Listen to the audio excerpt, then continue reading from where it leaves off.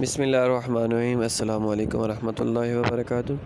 عزیز طلبہ، امید کرتا ہوں کہ آپ سب خیر و عافیت سے ہوں گے، اور رمضان المبارک گزارنے کے بعد، عید گزارنے کے بعد آپ کو دوبارہ سلسلہ تعلیم شروع کرنے پر خوش آمدید کہا جاتا ہے کہ جو the smart school system Raiwind campus آپ کو گھر بیٹھے ہوئے تعلیم کی سہولت سے استفادہ کرنے کا موقع فراہم کر رہا ہے۔ اس سے بھرپور استفادہ کریں، اور آج ہم اپنے سلسلہ درس کو آگے بڑھاتے ہیں جہاں سے ہم نے اس سے پہلے چھوڑا تھا 15 مئی تک کا جتنا ہم نے پڑھا تھا۔ آج وہیں سے ہم آگے اپنے سبق کا آغاز کرتے ہیں۔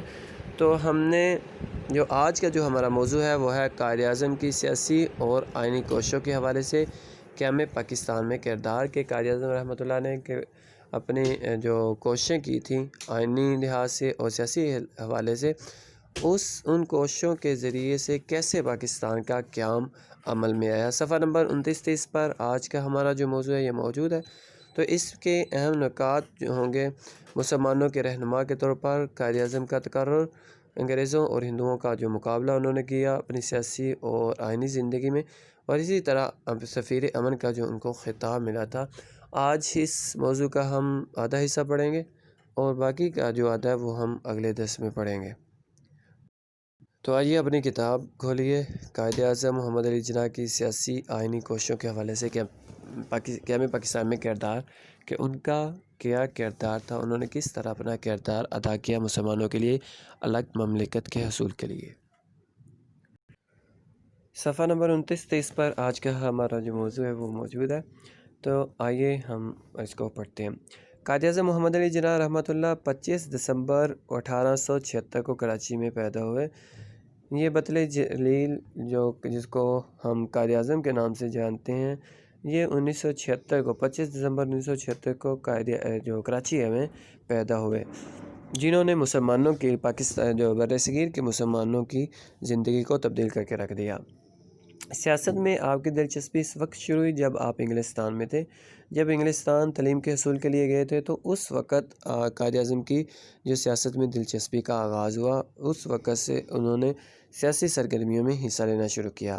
آپ پہلے کانگریس میں شامل تھے، جو ہندوستان کی جو سیاسی جماعت تھی، جس کا یہ دعویٰ تھا کہ وہ برصغیر کے تمام لوگوں کی نمائندہ جماعت ہے کانگریس، لیکن جو اس کے جو ہندوؤں کے مفادات کے لیے وہ کام کرتی تھی۔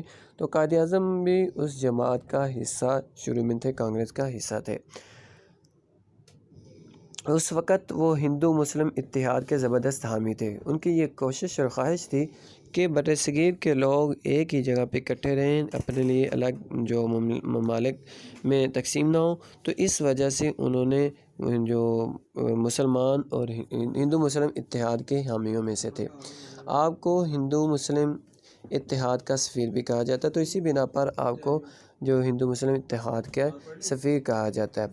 1909 میں ہندوستان میں منٹو مارلے اصلاحات کا نفاذ ہوا۔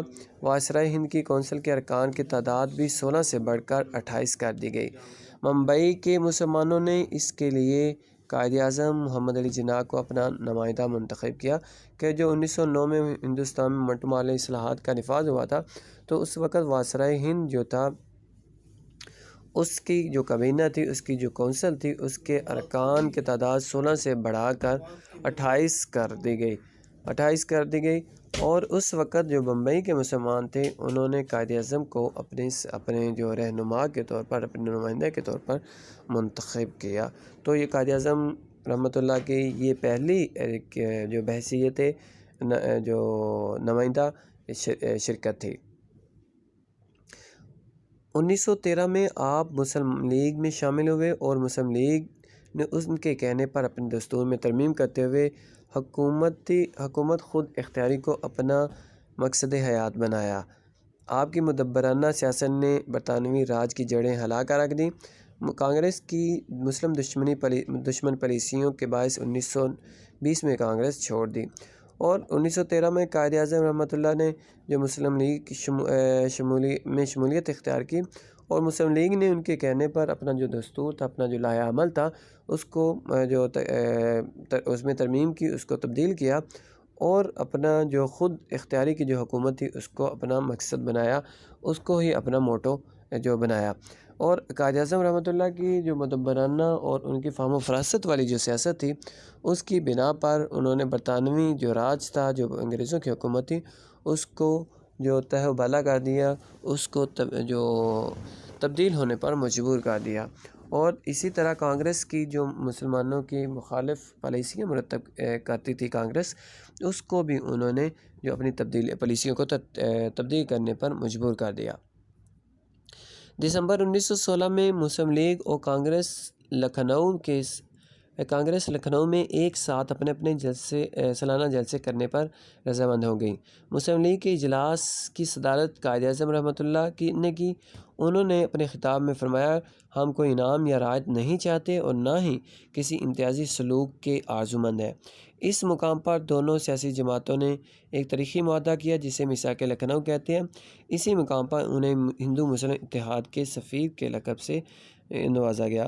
تو قائد اعظم رحمۃ اللہ کی کوششوں سے 1916 میں مسلم لیگ اور کانگریس نے اپنے سالانہ اجلاس جو تھے، اپنے سالانہ جو پروگرام تھے، وہ ایک ہی جگہ لکھنؤ میں کرنے پر رضامند ہوگی۔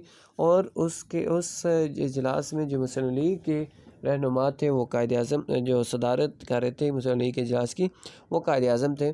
تو انہوں نے جو صدارتی خطاب کرتے ہوئے فرمایا کہ نہ تو ہمیں کسی طرح کی کوئی رعایت چاہیے اور نہ ہی ہم کسی طرح کی جو کوئی امتیازی سلوک پسند کریں گے، نہ ہی ہمارے ساتھ کوئی امتیازی سلوک کیا گیا وہ ہم قبول کریں گے۔ تو اس موقع پر لکھنؤ میں جو دونوں جماعتوں کا اجلاس ہوئے تھے، تو اس موقع پر دونوں جماعتوں نے جو آپس میں جو معاہدہ کیا تھا، اس سے معاہدہ لکھنؤ کہا جاتا ہے، میثاق لکھنؤ کہا جاتا ہے۔ تو اس موقع پر قائد اعظم رحمۃ اللہ کو جو سفیر امن کا ہندو مسلم اتحاد کے سفیر کے خطاب کے طور پر جو خطاب اور لقب سے نوازا گیا تھا۔ عزیز طلبہ، آج کے لیے اتنا ہی کافی ہے، باقی ہم اگلے سبق میں پڑھیں گے۔ پیارے بچوں، آج کی جو آپ کی ڈائری ہے وہ قائد اعظم کی سیاسی اور آئینی کوششوں کے حوالے سے قیام پاکستان میں کردار، اس کے آپ نے 3 جو نکات آج ہم نے پڑھے ہیں، یہ آپ نے یاد کرنے ہیں۔ اگلے سبق تک کے لیے اپنا بہت سارا خیال رکھیے گا۔ اللہ تعالیٰ ہم سب کا حامی و ناصر ہو، آمین۔